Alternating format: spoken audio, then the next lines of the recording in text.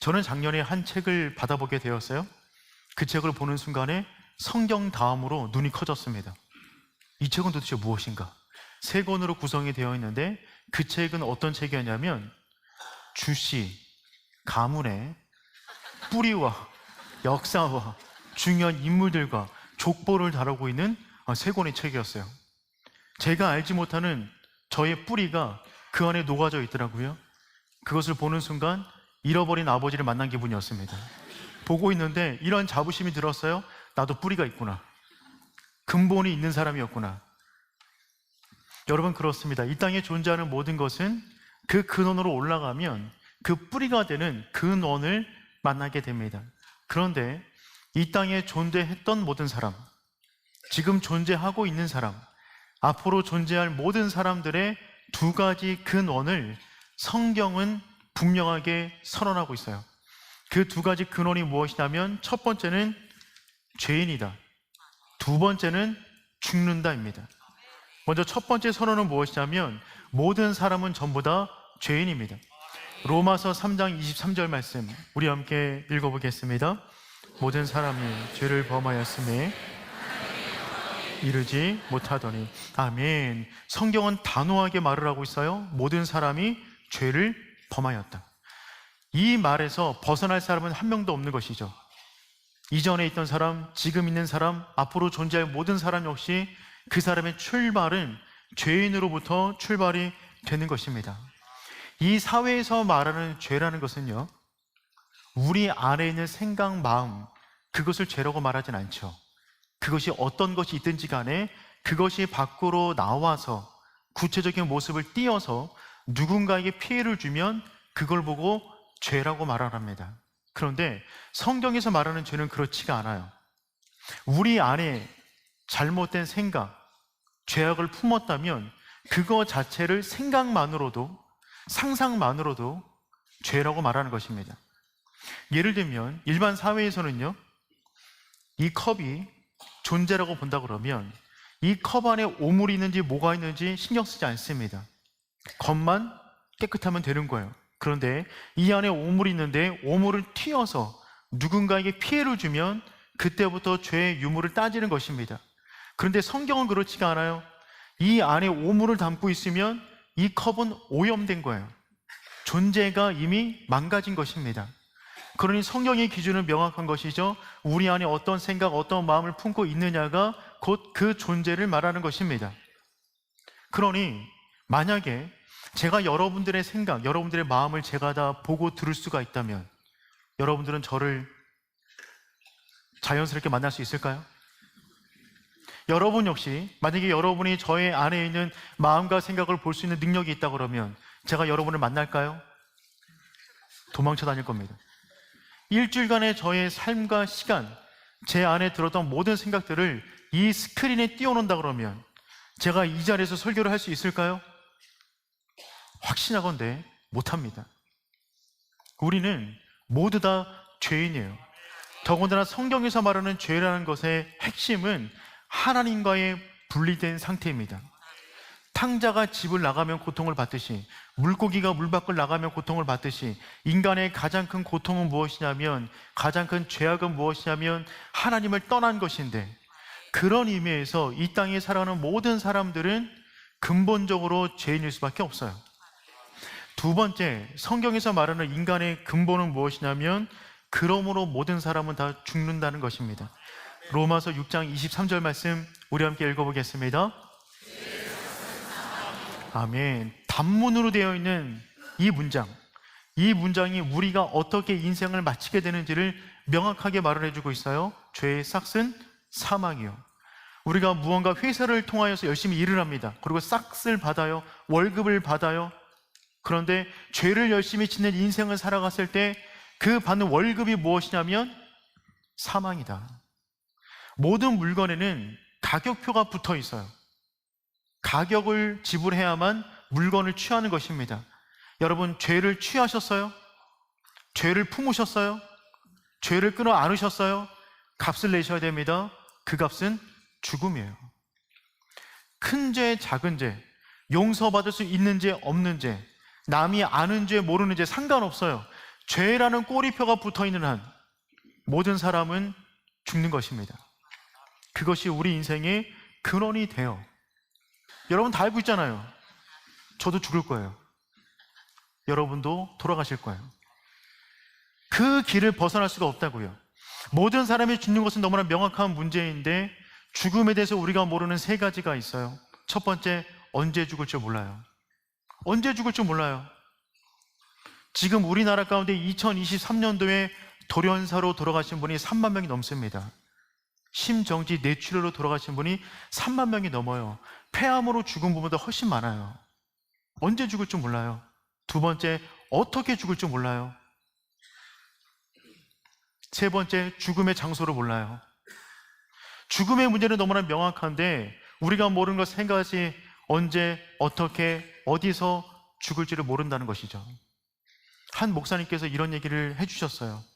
한 성도님께서 암에 걸리셨는데 5년 동안 암 투병을 잘하셨어요. 관리 잘하셔서 5년 지난 다음에 완치 판정을 받았다 합니다. 그래서 이분이 너무 기쁜 나머지 5년 동안 먹지 못했던 약주를 한잔 하셨어요. 운전하고 가시다가 교통사고로 돌아가셨답니다. 그러니 우리 인생이 이와 같아요. 언제, 어디서, 어떻게 인생의 최후를 맞이할지 모릅니다. 그래서 죽음을 대하는 우리의 자세 가운데 가장 중요한 것은 죽음을 극복하기 위한 자세가 아니라, 죽지 않기 위한 노력이 아니라, 어떻게 하면 잘 죽을 수 있을 것인가에 대한 노력을 해야만 하는 것입니다. 죽음은 피할 문제가 아니라 마주해야 될 문제가 되는 것이죠. 그래서 저는 오늘 여러분과 함께 우리가 어떻게 우리 인생까지 주어진 그 두 가지 근본의 문제, 죄의 문제와 죽음의 문제를 어떻게 마주할 수 있을 것인가를 여러분과 함께 말씀을 가지고 나누기를 원합니다. 그 두 가지 근본에 대한 문제의 답은 오늘 강대상에 올라와 있는 두 가지 형상이 우리에게 답으로 주고 있어요. 첫 번째, 십자가이고 두 번째, 텅 빈 무덤입니다. 오늘 우리는 이 두 십자가와 텅 빈 무덤 사이에 서 있는 우리 존재의 모습을 말씀 안에서 발견할 수 있기를 축복합니다. 그렇다면 주님은 어디 계실까요? 십자가에 안 계세요? 주님 어디 계실까요? 그분의 무덤에도 안 계세요. 그 무덤을 찾아갔던 첫 번째 여인들도 그 무덤에서 주님을 볼 수가 없었습니다. 그러니 주님은 십자가에도 안 계시고 무덤에도 안 계세요. 그럼 그분은 어디 계실까요? 오늘 본문이 그분이 어디 계신가를 가장 분명하게 보여주는 말씀이 됩니다. 오늘 본문의 사건 3일 전 금요일, 그날 주님께서 십자가를 지셨어요. 우리의 죄를 위하여 대속하셨어요. 그런데 제자들은 그 의미를 깨닫지 못했습니다. 누구도 몰랐어요. 금요일 다음날 토요일, 모든 제자들이 두려움 가운데 벌벌 떨고 있습니다. 본인들의 미래를 걱정하고 있어요. 우리 없이 잡히면 죽는 것이 아닌가, 극심한 고통 가운데 있었습니다. 그 다음 주일을 맞이했어요. 여인들이 예수님 시신에 향유를 바르기 위해서 찾아갔는데 무덤 문이 열려 있고 주님의 시체가 없는 것입니다. 여인들은 놀랐어요. 누군가가 주님의 시체를 훔쳐갔을까봐, 함부로 대할까봐 너무 가슴 아팠는데 천사가 나타나서 외치는 것입니다. 그분이 부활하셨다. 조금 있다가 주님께서 나타나셨어요. 마리아에게 말씀하십니다. 내가 부활했다. 그 여인들은 돌아가서 제자들에게 그 복된 소식을 전했어요. 주님께서 부활하셨다. 그분의 말씀대로 부활하셨어 라고 외쳤는데 그 말을 들었던 사도들이 다음처럼 반응합니다. 11절 말씀 우리 함께 읽어보겠습니다.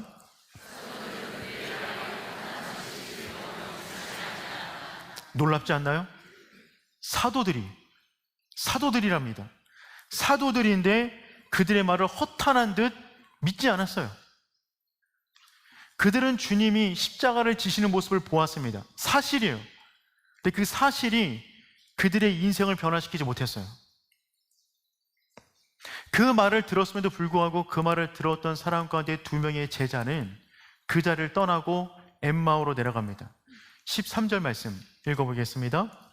그날에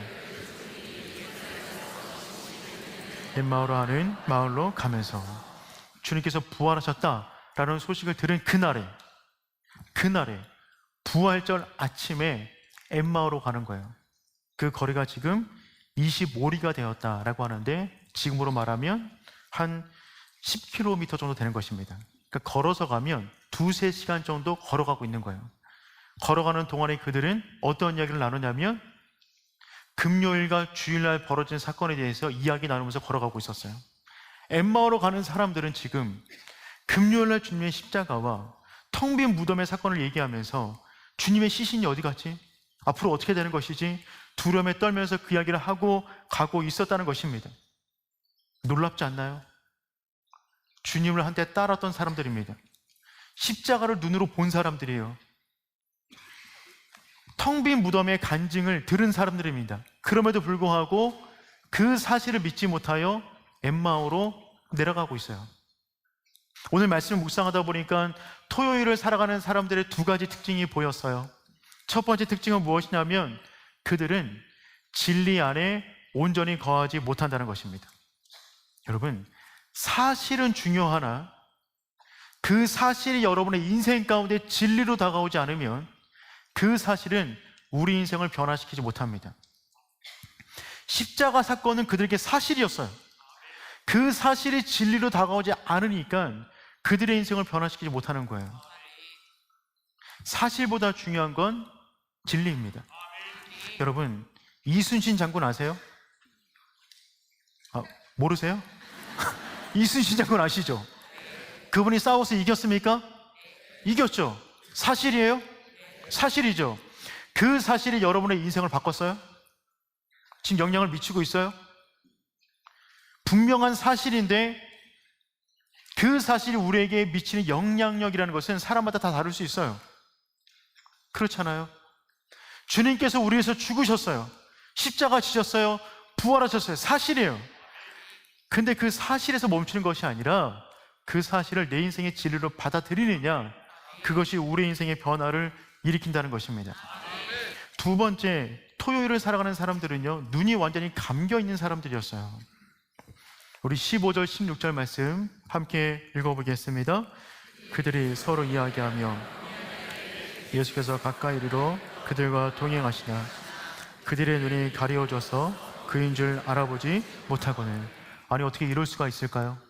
이들이 동행하다가 어느 순간 주님께서 그들과 함께 하셨습니다. 주님이 그들과 함께 걸어가세요.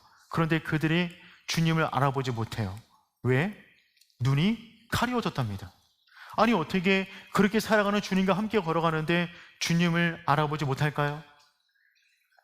그들의 눈에 문제가 있는 것이 아니라 영 안이 가려져 있으니까 볼 것을 제대로 보지 못하고 있는 것입니다.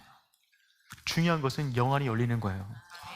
저는 오늘 말씀을 준비하면서 최선을 다해서 준비했지만 제가 간절히 구하는 것은 무엇이냐면 하나님께서 이 시간까지 역사하여 주셔서 우리들의 영안을 열어 주시옵소서.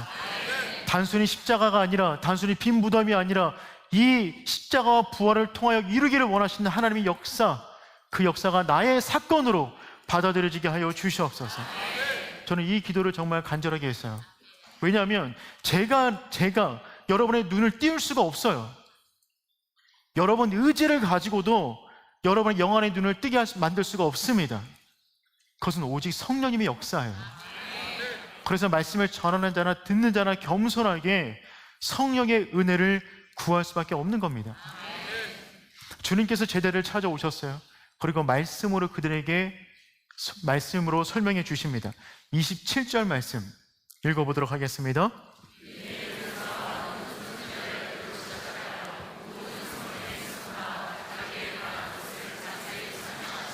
아멘. 주님께서 찾아오셔서 어떤 말씀을 주셨냐면 모세로부터 선지자 이르기까지 모든 사람이 한 말, 그 말은 예수님의 십자가와 부활이에요. 그것에 대한 일어난 사실에 대해서 명백한 진리를 그들 가운데 말씀해 주시기 시작하셨습니다. 그리고 그 말씀을 듣자 제자들 가운데 놀라운 일이 벌어졌습니다. 우리 31절 말씀 읽어보겠습니다. 그들이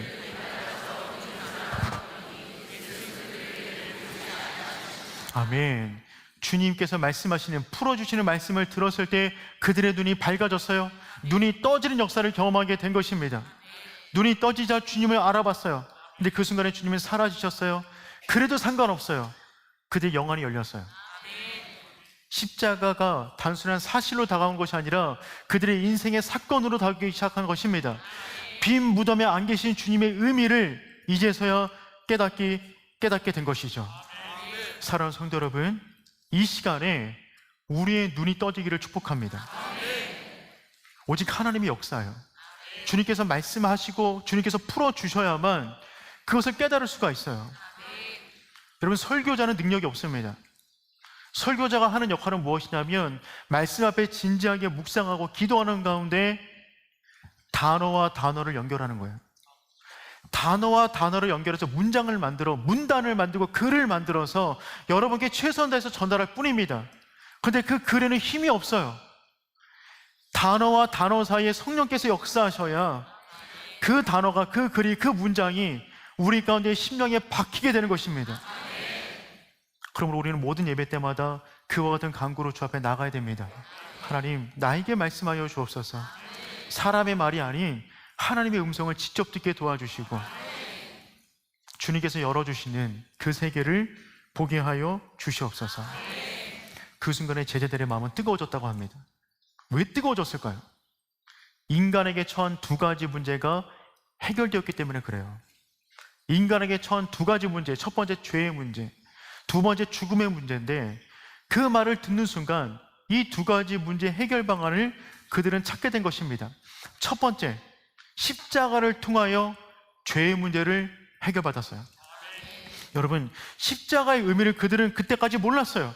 그냥 주님께서 붙잡히셔서 억울하게 누명을 쓰고 십자가 달리셨구나 정도로 알고 있었는데 그 순간에 십자가의 의미가 새롭게 다가온 것입니다.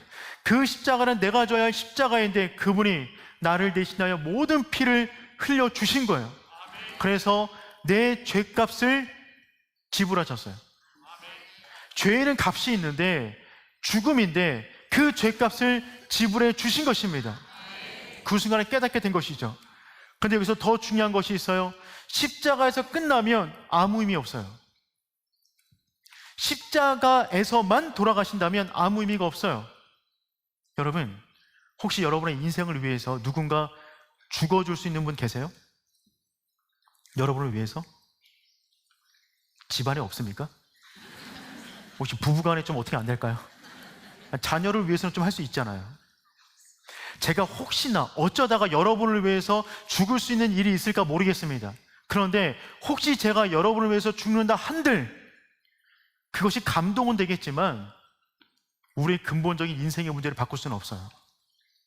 죽으면 끝이잖아요. 그래서 중요한 것이 무엇이냐면 텅 빈 무덤이 우리에게 필요한 것입니다. 주님께서는 우리를 위하여 죽으셨을 뿐만 아니라 다시금 부활하시고 사망의 문을 여셔서 이 문을 통과하는 모든 믿음이 있는 자마다 영생으로 가는 길을 열어놓으셨다는 것입니다. 그래서 우리에게는 십자가와 부활, 이 사이의 선 믿음이 우리 가운데 너무나 필요한 겁니다. 그래서 성도 여러분, 이 땅에 존재하는 모든 것은 값이 있다고 말씀드렸어요. 우리가 지은 죄의 값은 죽음이에요. 그래서 우리에게는 십자가와 부활이 너무나 중요해요. 한 목사님께서 영수증을 들어서 예화로 설교하시는 장면을 본 적이 있어요. 그 장면을 보는데 너무 감동되어서 오늘 저도 그 이야기를 좀 하려고 합니다. 저도 그분과 똑같은 경험을 했어요. 한 번은 옷을 사러 갔습니다. 오랜만에 여름 옷을 좀 몇 번 살기 위해서 가게를 갔는데 몇 벌을 사고 계산을 마치고 나갔는데 나가는 중에 갑자기 삐삐삐삐 거리는 겁니다. 왜 그런 거죠? 도난 방지 택이 있는데 그 택이 제거가 안 된 거예요. 근데 삐삐삐삐 거리는 순간에 모든 사람이 저를 쳐다보더라고요. 순간 제가 무언가 훔치는 그런 사람처럼 보여졌을 것입니다. 갑자기 얼굴이 빨개지고 수치심이 올라왔어요. 저쪽에서 종업원이 저에게 다가옵니다. 뭐라고 말을 해야 되는데 제 나름대로 뭔가 마음이 분주했어요. 그분이 다가와요. 저도 그분에게 다가갔어요. 근데 그분께서 침착하게 한마디 하시더라고요. 영수증 좀 보여주세요. 담백했어요. 영수증 좀 보여주세요. 저도 그 순간에 영수증 여기 있습니다. 보여드렸어요. 다 지불하셨네요. 죄송합니다. 저희가 택을 못 떼었나 봅니다. 죄송합니다. 떼드릴게요. 평안히 가세요. 삐삐삐삐 하는 순간에 싸울 필요 없어요. 언성 높일 필요 없어요. 영수증 보여주면 문제가 끝나는 것입니다. 여러분, 우리의 죄값이 있어요. 그 죄값을 해결하지 않으면 우리 인생에 수많은 경고음이 울릴 것입니다. 삐삐삐삐. 근데 그때 우리가 기억해야 될 것이 있어요. 우리는 이미 영수증을 받았어요. 그 영수증이 뭐예요? 십자가와 무덤이에요. 텅 빈 십자가와 텅 빈 무덤이 우리의 모든 죄값에 대한 영수증이 되는 것입니다. 그 영수증을 붙잡을 수 있는 여러분 되기를 축복합니다. 여러분, 그 영수증 있으세요? 있어요? 어디 있어요? 주보 안에 있어요. 주보 안을 보세요. 영수증 넣어드렸습니다. 주보 안에 영수증 있어요. 거기 보세요. 해피 블레싱 데이. 오늘 Jesus paid it all. 주님께서 모든 것을 지불하셨습니다. 어떤 것을 지불하셨어요? 죄, 수치, 고통, 과거의 실수, 미래에 지을 죄, 죄의 종살이, 영적인 죽음, 우리 안에 있는 그 모든 것을 주님께서 지불해 주셨어요. 그분의 몸과 피를 흘려 우리의 모든 죄값을 지불해 주셨습니다. 우리의 값은 없어요, 이제. 근데 여러분, 중요한 것이 있어요. 사탄은 거짓말쟁이에요. 그의 모국어는 거짓말입니다. 그는 참수하는 자요, 끊임없이 다가와 우리를 참수합니다. 야, 너 같은 죄인이 하나님의 자녀라고? 죄의 문제를 해결받았다고? 말 같지도 않은 소리 하지 마.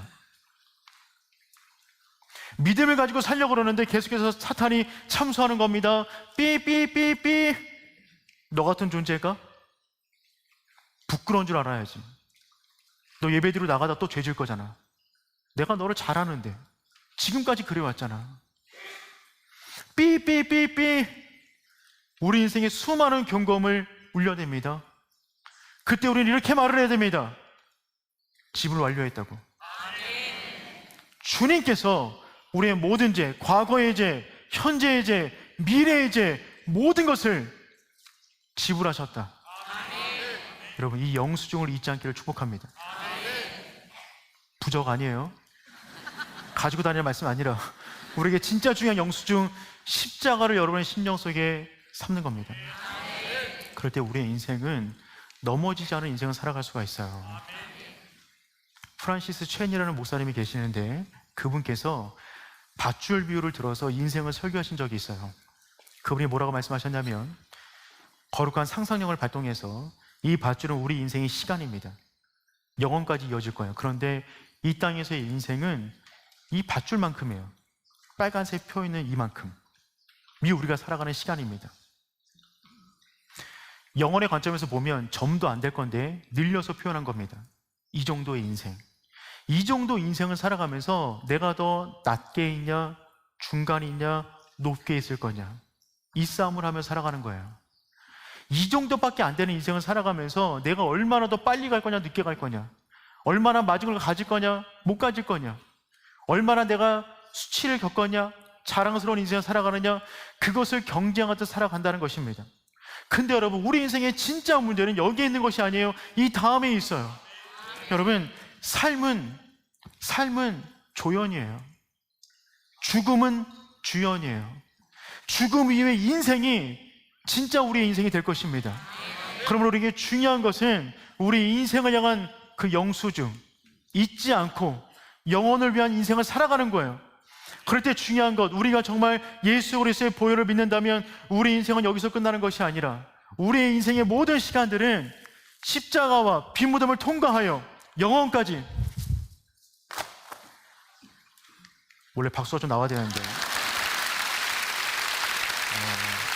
이거 던지기 쉽지 않습니다.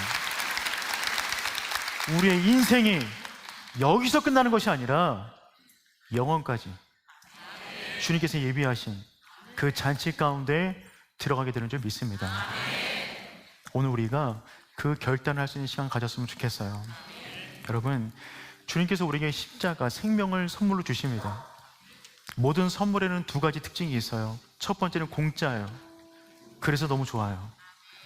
두 번째는요, 아무리 공짜여도 내가 취해야만 내게 돼요. 선물의 특징이죠. 주님께서 십자가를 주셨어요. 영수증을 주셨어요. 대신값을 지불해 주셨어요. 이것을 여러분 것으로 삼아야 됩니다.